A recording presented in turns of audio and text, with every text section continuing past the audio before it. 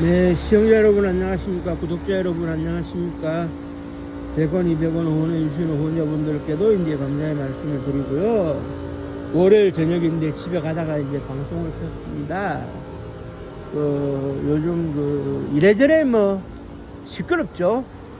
오늘 같은 경우에는 국민의힘 소속이었던, 그리고 성동구 쪽에 당협위원장이었던 이해운 전 의원이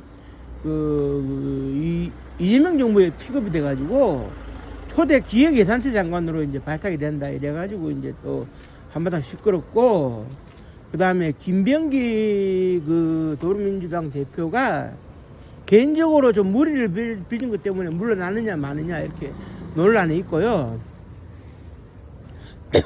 정치인들은 항상 논란을 달고 사는 것 같아요.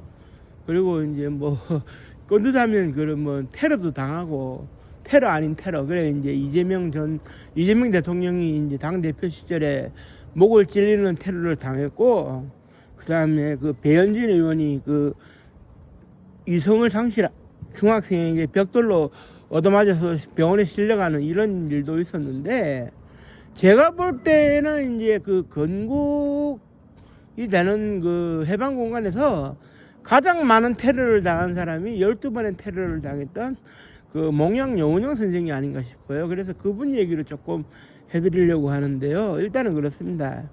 그때 당시에 이제 몽양 여운형 선생은 임시정부를 배경으로 활약을 했습니다만은, 우리나라 정부는 공산 사회주의로 가야 된다.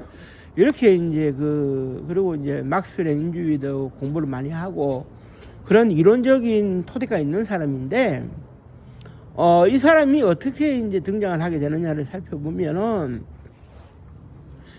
해방 공간에서는 그러니까 이제 일제가 패망하기 전에 서울에 머물고 있었는데, 자기의 집이 해화동 그쪽에 이제 집이 있었던 걸로 알고 있는데, 그때 이제 일제가 패망을 하기 전에, 그러니까 이제 시기적으로 1945년 8월 9일 날 나가사키에 원자폭탄이 투하되고, 사실상 성단이 내려져 가지고 일본의 히로히토가 항복 선언문을 발표하는 남았을 때가 그리고 8월 12일쯤 될 겁니다. 그때 이제 지금도 있는 필동의 한국의 집이라고 있어요. 한국 고유의 그런 전통 가옥을 보존한 집인데, 거기서 엔도 정무총감하고 여운형 선생하고의 만남이 이루어집니다. 그래서 이제 그때 당시에 엔도 정무총감이 뭐라고 했느냐, 이미 패망은 기정사실이니까 일본인들이 민간인들이죠. 주로 민간인들. 군인들은 이제 미군이 알아서 하는 기고, 민간인들의 질서 있고 자유로운 퇴각을 원했어요. 그러자 이제 몽양 여운형 선생이 정치범을 석방하고 식량을 우리가 이제 보장받을 수 있도록 하고, 기본적인 자치권을 우리에게 달라 이랬더니 엔도 정무총감이 이제 다 주겠다. 그래서 이제 합의를 봤어요. 그래가지고 이제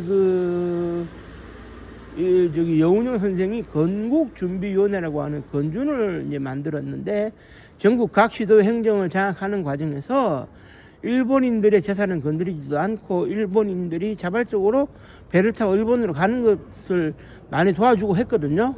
그 점에 대해서는 엔도 정무총감도 상당히 고마워했어요. 이 사람이 참 신뢰가 있구나. 조선인으로서는 그래도 신뢰가 있구나. 그리고 난 다음에 소련군이나 이제 미군이 들어와가지고 군정을 실시할 때도 제일 처음에 맞닥뜨리게 되는 사람이 몽양 여운형이었어요. 그때 당시에 몽양 여운형 선생이 당시에 그런 환갑 좀 했었고, 좀 나이 자신분으로 이제 통했거든요. 이승만 박사보다는 한 10살 정도 어린데, 그런데 이제 몽양 여운형 선생은 그때 당시에는 그랬어요. 남북의 합작 정부를 세울 수 있으면 좋겠다. 통일정부. 그러나 기초적으로는 공산사회주의여야 한다. 공산주의에 가까운 그런 적이어야 한다. 그러다 보니까 이제 어떻게 되느냐 하면은, 그때 당시에 이제 서울에 이제 있었던 3당 합당으로 인해 가지고 이제 남로당 남조선 노동당이 창당이 되고 대표가 박헌영이 되는데 박헌영과의 갈등이 끊이질 않았어요. 그런 가운데 어쨌든지 간에 이제 통일정부를 수립하겠다 해가지고 북한 쪽에 대해서는 그렇게 생각을 안 하고 그 인민공화국을 이제 조선인민공화국을 이제 인공이라 그래가지고 내세웠는데 자기들 마음대로 조각을 한 거예요. 그래서 이제 대통령 이승만, 국무총리는 그 저기 유명한 학자죠 허헌씨 뭐 그런 식으로, 그리고 이제 북한의 조만식 선생도 참여를 시키는 조건으로, 단 빨치산 게릴라 활동을 했던 김일성 사람들하고는 접촉이 없었고, 그러다가 해방공간에서 남과 북을 오고 가는 밀사들의 활약상으로 인해 가지고 김일성과도 이제 서신을 주고받게 되고, 실제로 평양에 가서 김일성을 만나기도 합니다. 만나기도 하는데 중간에 뭐 정계 은퇴 선언도 했고요. 그런 가운데 테러의 위협이 날로 이제 더해지니까 이제 여연구, 여원구라고 하는 두 딸을 그 김일성에게 의탁하기도 했었는데요. 여기서 이제 결국 중요한 것은 그거예요. 뭐냐면 1947년도 7월 달인가요? 그 해화동 로타리에서 이제 총에 맞아가지고 한직원이 쏜 총에 맞아가지고 이제 사망을 했는데, 결국 왜 테러를 당했느냐? 이렇게는 볼 수가 있을 것 같아요. 그때 당시에 몽양 여운형 선생이 취하던 입장은 통일된 정부를 수립을 해야 되는데 언제까지 임시정부만 외치고 있을 거냐, 언제까지 임시정부만 바라보고 있을 거냐 하는 이런 그 논리. 그래서 임시정부 시절은 지나갔으니까 새로운 정부가 필요한데 그것은 공산주의 정부여야 할 것이라는 식으로 이제 뉘앙스를 풍기게 됩니다. 그렇게 되니까 이제 백이사라고 하는 테러 단체에서는 어떻게 되느냐? 아니, 공산사회주의가 말이 되느냐? 근데 문제는 뭐냐? 젊은 사람들은 죄다 몽양 여운형을 따르고 있지. 그렇다고 젊은 사람들, 그 수많은 사람들을 어떻게 다 처리를 하겠습니까? 그러니까 몽양 여운형 선생만 사라지게 되면 더 이상 지지할 대상이 사라지는데 어떻게 하겠느냐 하는 뭐 그런 생각에서 이제 몽양 여운형을 제거했던 것이고, 그래 이제 그 당시에 이제 그 집행부장을 하던 이제 그 테러의 핵심에 서 있었던 그 김영철이라는 사람이 그 한직은파를 포섭을 해가지고 19살의 청년 한직은을 부축해가지고 몽양 여운형을 저격하도록 했어요. 그런데 이제 몽양 여운형 선생을 제거한 한직은의 경우에는 사형을 이제 선고받고 이제 집행이 실제로 됐어요.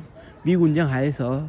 이거 조금 웃기긴 웃깁니다. 1945년 12월 달에 그런 그 뭐냐면 모스크바 삼상회의라고 있어요. 그 저기 미국, 소련, 영국의 그 외무부 장관이 만나가지고 그 회담을 해서 한반도의 5년 동안의 신탁 통치를 결정한, 요 신탁 통치안에 대해 가지고 절대 반대도 아니고 찬성도 아니고 어중간한 입장을 취한 바 있었던 그런 그 누구냐, 고아 송진호 선생이 암살을 당하는데 이 암살범이었던 한현우는 체포가 되고 조사를 받았는데 징역살인만 하고 끝났거든요.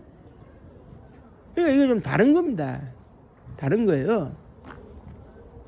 왜 그 한직은은 그 사형을 당하고 송진호 암살범 한현우는 사형을 안 당했는지 그 당시의 분위기로 봐서는 참 이해하기가 힘든데요.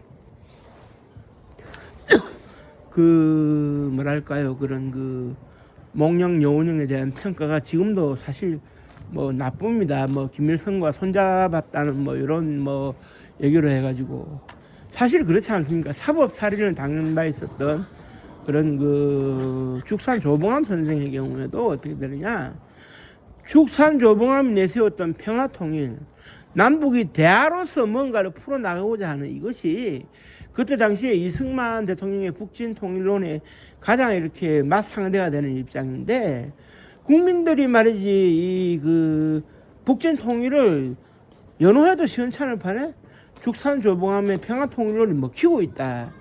그런데 이승만 대통령 입장에서는 국민들을 탄압할 수는 없으니까 죽산 조봉암 선생을 사법살인으로 죽이게 되면 국민들은 더 이상 지지할 대상이 사라지는데 어쩌겠느냐 하는 그런 심산이죠.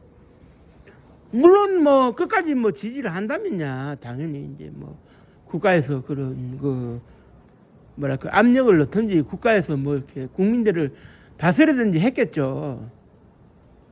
그러니까 이제 결국에는 이제 몽양 영운영 선생이 그 당시에 이제 그런 그 뭐냐 했을 때 그런 그 정치적 색채가 분명하지 않았다라고 하는 것과 더불어서 김일성이하고 손을 잡으려는 시도가 있었다면 차라리 평양에 가지 왜 서울에 남았느냐 하는 그런 그 비판도 사실 있는 게 이제 그 사실이고, 몽양 영운영 선생이 임시정부를 더 이상 인정하지 않겠다는 식의 뉘앙스를 풍긴 것도 실책이었다고 이제 저는 생각이 되는데요. 그때 당시에 국민들 누구나 그 이렇게 그 뭐라 해야 될까요? 소련 군정이 지배를 하고 있는 북한 지역에서 이북 5도 지역에서는 뭐랄까요? 그런 그 어떤 그런 그 임시정부에 대한 반향은 별로 없었는데 11월 달에, 그러니까 45년 11월 달에 임시정부 요인들이 황국을 서울로 했지 않습니까? 그렇게 되었을 때는 어떻게 되느냐? 국민들은 임시정부가 무엇을 해야 된다. 임시정부가 주축이 돼야 된다. 다들 그렇게 생각하고 있었는데 몽양 영운영 선생이 그런 그 임시정부를 부정하는 듯한 뉘앙스를 풍기니 아무래도 이제 그 얻어맞기 십상이 아니었겠느냐 봐주고, 사실 그래요. 그 당시에 그런 그 테러가 모토였고 극우적인 사고방식으로만 움직였던 그 백이사의 경우에 염동진, 그러니까 본명은 염웅택인데 염동진 사령의 입장에서는 어떤 입장이었느냐, 임시정부를 믿고 임시정부의 기반 하에 그런 그 국가 사회주의라고 해야 될까요? 약간은 그런 그 파시스트적인 군사 정권을 꿈꾼 건 사실이지만 그 기반은 임시정부에 두고 있었어요. 그리고 엄연하게 말을 해서 염동진 씨는 미국에서 활약한 그 이승만 박사보다는 백범 김구 선생 쪽에 더 기울어 있었던 사람이거든요. 실제로 백범 김구 선생이 암살을 하자 노발대발해가지고 이게 뭐 하는 짓들이냐고 막 화를 내기도 했고요. 그러니까 이제 그때 당시에 그 조금만 불분명하면 뭐 암살을 뭐 그냥 뭐 당하던 시절에 그 뭐 고아 송진우 암살 당했죠. 47년도에 또 그 저기 한민당 저 정치부장이었던 그 장덕수가 그 경찰관이 쏜 총에 이제 그 암살을 또 이렇게 당했고, 그러니까 이제 자기들의 뜻과 맞지 않는다면은 암살로서 이제 응대를 하는 일, 참 그 안 좋은 그런 그런 게 있었다 이제 봐지는데요. 결국에는 이제 그 어떻게 되느냐, 백범 김구 선생도 안두의 권총에 희생되지 않습니까? 그러니까 그때 당시에는 뭐라 그래야 될까요? 좀 이렇게 그 중간자적인 입장을 취하거나 뜨뜻미지근한 입장을 취하거나 이북의 김일성이하고 좀 손을 잡는다거나 하는 그러한 그 상황에서는 테러의 그 표적이 되기가 너무 쉬웠어요. 그래 예를 들면은 이제 박헌영이 같은 경우만 해도 이제 그 이정 박헌영이 같은 경우만 해도 테러를 많이 시도했었고, 그래 이제 백이사의 그 이제 그 청년 간부로 있었던 그 김도한 씨가 그 박헌영이 테러를 많이 이제 시도를 했고, 결국 미군정의 체포령까지 겹치자 46년도에 관짝에 숨어가지고 이제 장례식을 치르는 거냐 해가지고 38선을 넘어갔다가 이제 김일성이하고 손잡고 얼마 안 가가지고 그렇게 파탄이 났죠. 파탄이 났는데요. 결국 그 몽양 영운영 선생이 살아 있었으면, 테러를 안 당하고 살아 있었으면 어떻게 됐을런지 그건 알 수가 없어요.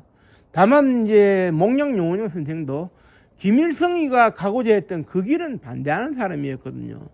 공산주의 사상에 심취해 있었고 공산주의 지도자라고 자기 자신을 표현했지만, 박헌영이와 마찬가지로 순수 공산주의의 이론을 배운 사람이기 때문에 김일성이가 하자는 대로 할 사람은 아니에요. 할 사람은 아닌데, 이제 북한에서는 이제 당연히 김일성이가 자기한테 이제 영운영 선생이 맡긴 두 딸을 키워준다는 의미에서 대접을 해줬고, 몽양 여운형 선생의 죽음을 애석하게 생각하는 건 있지만, 몽양 여운형 선생이 만일에 김일성하고 손잡았다면 언제 팽당했을지도 모르는 일이거든요. 김일성이라는 사람은 자기 계열 사람도 눈에 어긋나면 숙청해버리거나 죽여버리는데, 그러니까 이제 알 수가 없는 거죠. 김일성의 속마음이라고 하는 것은. 아마도 이용당했을 가능성도 있어요. 그 몽양 여운형 선생이. 그런데 이제 그때 당시에 이제 그 뭐랄까요, 그 뚜렷한 지향점이 없거나 아니면은 이제 그 공산주의에 심취되어 있거나 임시정부를 인정하지 않는 분위기 내에서는 좀 그런 그 아무래도 이제 그 패배의 표적이 되기 쉬웠다라는 거를 이제 우리가 이제 눈여겨볼 필요가 있을 것 같고요. 결국 그렇습니다. 이 몽양 여운형 선생이 꿈꾼 나라는 그 죽산 조봉암 선생이 꿈꾼 나라하고 그렇게 다르지는 않아요. 그래 이제 공산주의 국가를 수립한다고 하는 것이 민주주의 자체를 등한시하거나 터부시하거나 안 하겠다는 건 아니거든요. 한국의 실정에 맞는, 그러니까 지금 걸음마도 못된 상태에서 민주주의 한다고 떠들어봤자 되겠느냐 하는 그런 입장이었던 것 같은데, 그 몽양 여운형 선생이 지금 재평가를 받고 있고, 그 중앙선이죠. 그 신원역인가 거기 가면은 그 몽양 여운형 선생의 그런 그 생가가 있는데요. 생가의 그 기념관도 있는데 저도 그 갔다 왔고 방송을 한 번 한 기억이 있는데, 그 오늘날 몽양 여운형 선생이 재평가가 되고 있다. 그래서 단순히 김일성이하고 손을 잠시 잡았다는 이유 하나만으로 공산주의자로 도매급으로 취급될 이유는 없다. 뭐 이렇게 생각을 하고요. 몽양 여운형 선생에 대해서는 또 인터넷에 자료가 많이 있으니까, 그리고 백이사에서 남겨놓은 그런 증언록도 있으니까 참고를 해서 조금 더 이제 공부를 하시면 될 것 같습니다. 한 시대에 그 아무랬던 시절에 훌륭했던 지도자 한 사람이 그렇게 어설프게 떠나간 것에 대해서는 참 안타깝게 생각하고요. 저는 그 시절을 살았던 사람은 아니지만 참 안타깝게 생각을 하는데, 다시는 그런 정치 테러의 비극이 없었으면 하는 바람으로 오늘 방송을 마치도록 하겠습니다. 끝까지 다 들으신 분들에게는 그래도 구독 한 번만 눌러달라고 이렇게 말씀을 드릴 수 있을 것 같네요. 구독 한 번만 눌러주시면 저도 이제 방송 안에 도움이 되기 때문에, 예, 감사합니다. 고맙습니다.